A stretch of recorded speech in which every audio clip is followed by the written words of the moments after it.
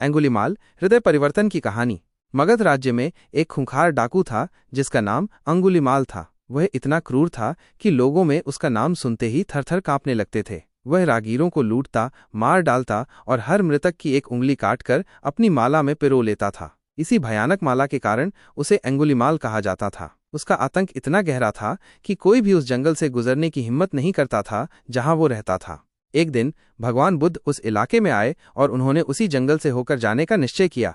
गांव वालों ने उन्हें रोकने की बहुत कोशिश की। हे बंते, कृपया उस रास्ते से न जाएं। वहां अंगुलीमाल नाम का एक दुष्ट डाकू रहता है जो किसी को नहीं छोड़ता।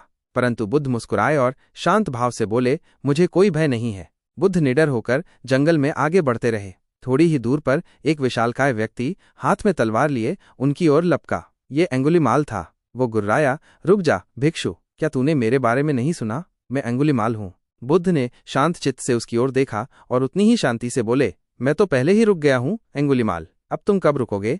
बुद्ध के ये शब्द अंगुलीमाल के लिए अप्रत्याशित थे। उसने कभी किसी को इतनी शांतता और निडरता से बात करते नहीं देखा था। वो भ्रमित हो गया और पूछा, तुम्हारा क्या मतलब है भिक्षु?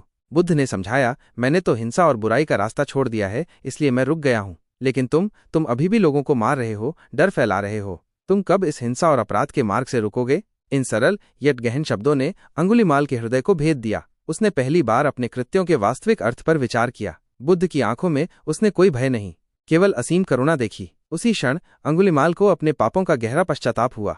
उसने तुरंत अपनी तलवार फेंक दी और बुद्ध के चरणों में गिरकर क्षमा याचना की। बुद्ध ने उसे उठाया और अपनी धर्म की शिक्षाएं दी। अंगुलीमाल ने उसी क्षण डाकू जीवन का त्याग कर दिया और भगवान बुद्ध का शिष्य बन गया।